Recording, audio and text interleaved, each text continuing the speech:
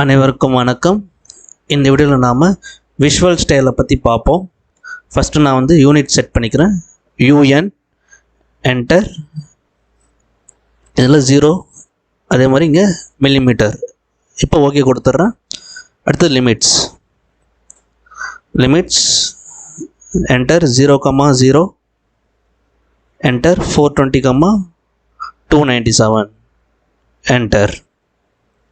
Okay, அடுத்தது snap செட்டிங்கில் display grid behind லிமிட்ஸை disable பண்ணிவிட்டு ஓகே கொடுத்துட்றேன். இப்போ ஜூம், அடுத்தது ஆல். ஓகே, இப்போ டைமென்ஷன் ஸ்டைலில் போயிட்டு இங்கே மாடிஃபை சிம்பிள், இங்கே ஏரோ சைஸ் 3, அதே மாதிரி டெக்ஸ்ட்டு ஒரு 3 கொடுக்குறேன். இங்கே ப்ரைமரி யூனிட்ஸில் இங்கே ப்ரிசிஷன் வேல்யூ 0 வச்சுட்டு இப்போ ஓகே கொடுக்குறேன். Set current close. ஃபஸ்ட்டு நம்ம பாக்ஸ் செலக்ட் பண்ணிக்கலாம். இங்கே ஐசோமெட்ரிக் வியூவை சேஞ்ச் பண்ணிக்கிறேன். பேஸ் பாயிண்ட் செலக்ட் பண்ணிக்கிறேன். லென்த்து இங்கே 150 கொடுத்துக்கிறேன். வித்து ஒரு 150 கொடுக்குறேன். என்டர். ஹைட்டும் ஒரு 150 கொடுக்குறேன். என்டர். இப்போ இது பார்த்தீங்கன்னா 2D ஒயர் ஃப்ரேமில் இருக்குது. இப்போ நம்ம சேஞ்ச் பண்ணலாம். இங்கே நான் ரியலிஸ்டிக்கில் வைக்கிறேன். இப்போ நான் ரொட்டேட் பண்ணுறேன். பார்த்தீங்கன்னா இது ரியலிஸ்டிக்ஸில் இருக்குது, ஃபுல்லாக சாலிடாக இருக்குது. அடுத்தது நான் கன்செப்ஷனில் இருக்குது. இதுதான் விஷுவல் ஸ்டைல்ஸ். அடுத்தது ஹிட்டன். இப்போ நான் ஐசோமெட்ரிக் வியூவில் வைக்கிறேன். பார்த்தீங்கன்னா தெரியும், ஹிட்டன் வியூஸாக இருக்குது. பேக்ரவுண்டில் இருக்கிற லைன்ஸ்லாம் முன்னாடி தெரியவே இல்லை.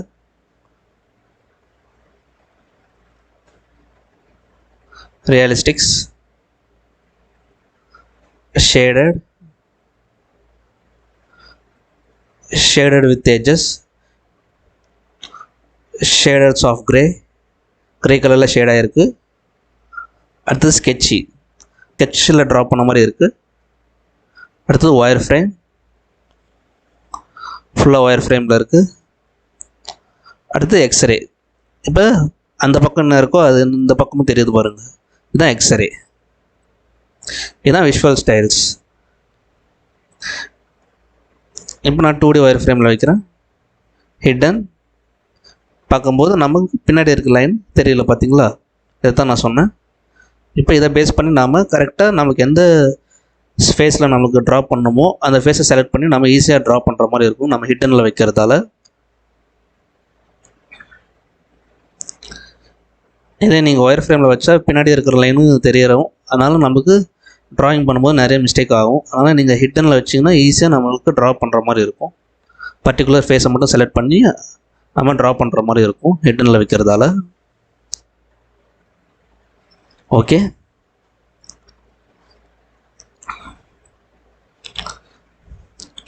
ரியலிஸ்டிக்ஸ் ரொட்டேட் பண்ணுறேன். பார்த்திங்கன்னா கரெக்டாக அந்த சர்க்கிள் ட்ரா பண்ணி அதை நம்ம எக்ஸ்ட்ரூட் பண்ணியிருக்கோம். ஒரு சிலிண்டர் பிளாக்காக க்ரியேட் ஆகிருக்கு. இப்போ 2D ஒயர் ஃப்ரேமில் வைக்கிறேன். இப்போ நம்ம ஜஸ்ட்டு இந்த ஸ்க்ரீனில் இருக்கிற கமெண்ட்ஸ் மூலமாக நம்ம பண்ணிட்டோம். இப்போ command VS visual style enter கொடுக்குறேன். நம்ம இங்கே பேஸ் பண்ணி நம்ம இதை சேஞ்ச் பண்ணுற மாதிரி இருக்கும். இங்கே பார்த்திங்கன்னா 2ன்னு கொடுத்திங்கன்னா 2D ஒயர் ஃப்ரேம், W கொடுத்திங்கன்னா ஒயர் ஃப்ரேம், H கொடுத்திங்கன்னா ஹிட்டன். அதே மாதிரி ஒவ்வொன்றுத்துக்கும் அந்த ப்ளூ கலரில் இண்டிகேட் ஆகிருக்கு. பார்த்தீங்க, அந்த வேர்டு கொடுத்திங்கன்னா நீங்கள் என்ன கமெண்ட் யூஸ் பண்ணுறீங்களோ அது நம்ம என்ன கமெண்ட் யூஸ் பண்ணணுமோ அதை நீங்கள் யூஸ் பண்ணுற மாதிரி இருக்கும். இப்போ நான் ஆர் கொடுக்குறேன். ரியலிஸ்டிக்ஸ்க்கு வந்துச்சு. பார்த்திங்கன்னா ரியலிஸ்டிக்கில் மாறிடுச்சு. மறுபடியும் விஷுவல் ஸ்டைல்ஸ். இப்போ 2 கொடுக்குறேன். 2D ஒயர் ஃப்ரேமில் க்ரியேட் ஆகிடுச்சு. மறுபடியும் விஷுவல் ஸ்டைல்ஸ். இப்போ H கொடுக்குறேன். ஹிடன் பார்த்தீங்கன்னா பேக்ரவுண்டில் இருக்கிற லைன்ஸ்லாம் தெரியவே இல்லை. மறுபடியும் visual style, enter. W wireframe, மறுபடியும் visual style, enter. C conceptional,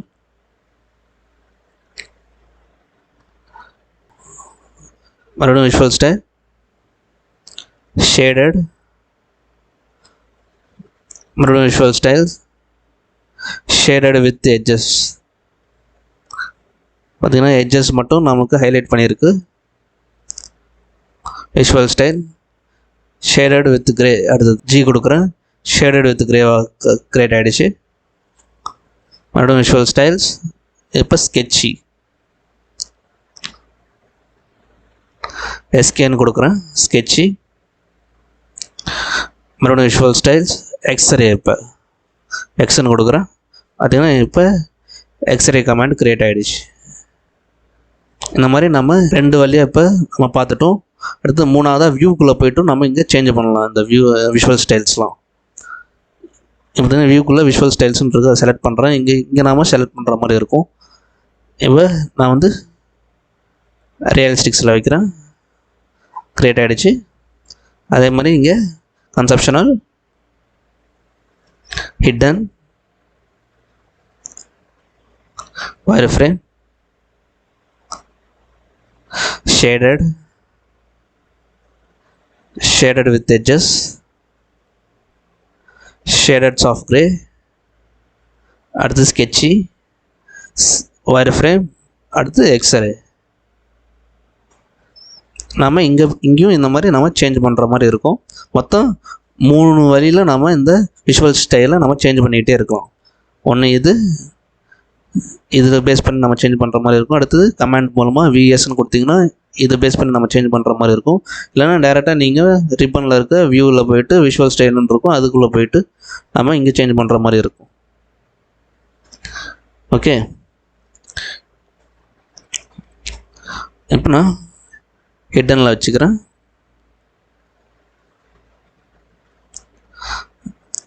டூடி wire frame. பார்த்தீங்கன்னா முன்னாடி இருந்ததுக்கும் இப்போ இருந்ததுக்கும் டிஃப்ரென்ஸ் தெரியும். ஹிடனில் வைக்கும்போது பின்னாடி இருக்க லைன் தெரியல. இப்போ நான் ஒரு சர்க்கிள் நான் ட்ரா பண்ணுறேன்.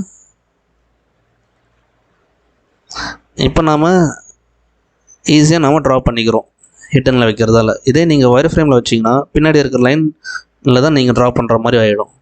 இப்போ நான் ரொட்டேட் பண்ணுறேன். பார்த்தீங்கன்னா கரெக்டாக நம்மளுக்கு அந்த சென்டர் பாயிண்ட்லேயும் ட்ரா பண்ணியிருக்கோம். இப்போ ரியலிஸ்டிக்ஸில் வைக்கிறேன். இப்போ மெட்டீரியல்ஸ்,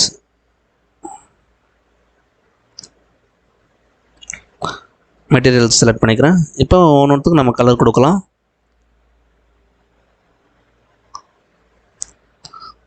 இப்போ செலக்ட் பண்ணிவிட்டு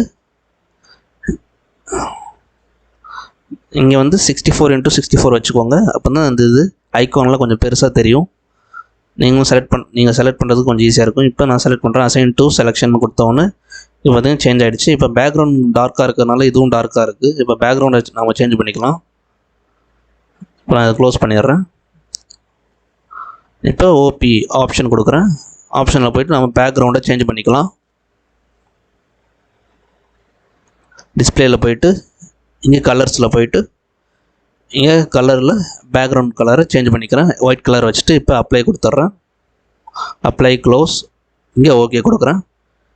பார்த்தீங்கன்னா நல்லா விசிபிளாக தெரியுது அந்த பாக்ஸு.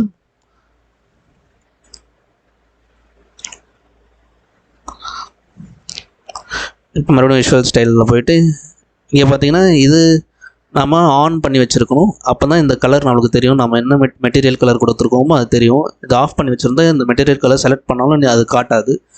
அதனால் நீங்கள் இந்த மெட்டீரியல் டெக்ஸ்சரை நீங்கள் ஆன் பண்ணிக்கோங்க. இப்போ நான் ஆஃப் பண்ணுறேன். ஆஃப் பண்ணிவிட்டு நான் இப்போ மெட்டீரியல் செலெக்ஷன் கொடுக்குறேன். Material selection. இப்போ நான் வந்து பாக்ஸை செலக்ட் பண்ணிக்கிறேன். செலக்ட் பண்ணிவிட்டு இப்போ நான் வந்து அசைன் டு டூ செலெக்ஷன் கொடுக்குறேன். இப்போ பார்த்தீங்கன்னா நான் செலக்ட் பண்ணி கொடுத்துட்டேன், ஆனால் அந்த கலர் நமக்கு தெரியலை. அதனால் நான் என்ன பண்ணுறேன், இங்கே பார்த்தீங்கன்னா நம்ம ஆஃப் பண்ணி வச்சுருக்கறனால அது தெரியலை. இப்போ நான் ஆன் பண்ணுறேன். ஆன் பண்ணுறதுனால நம்மளுக்கு அந்த கலர் தெரியுது. பார்த்தீங்களா?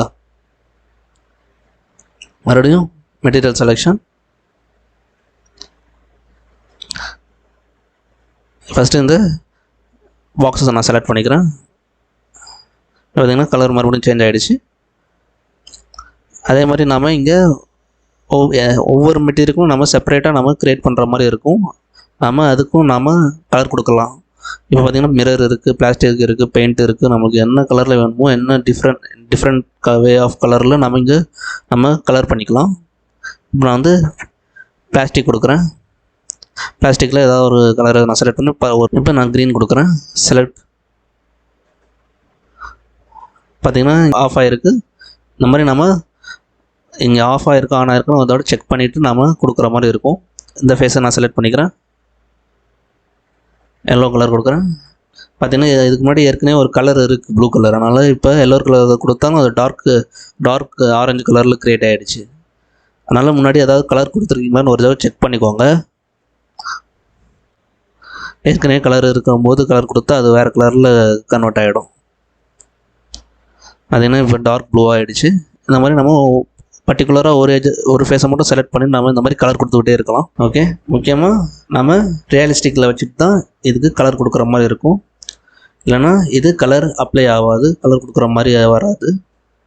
நீங்கள் கலர் கொடுக்கணும்னு நினச்சிங்கன்னா ரியலிஸ்டிக்கில் வச்சுட்டு நீங்கள் கலர் கொடுங்க. கொடுத்துட்டு அது ப்ரூவும் தெரியலன்னா நீங்கள் என்ன பண்ணணும்னா இங்கே மெட்டீரியல் செலெக்ஷன், மெட்டீரியல் டெக்ஸ்சர் ஆனில் இருக்கா ஆஃபில் இருக்கான்னு ஒரு தடவை செக் பண்ணிக்கோங்க. இந்த வீடியோ உங்களுக்கு பிடிச்சிருந்தா இந்த வீடியோ லைக் பண்ணுங்கள், ஷேர் பண்ணுங்கள், மறக்காமல் நம்ம சேனலுக்கு சப்ஸ்கிரைப் பண்ணுங்கள். தேங்க்ஸ் ஃபார் யுவர் வாட்சிங்.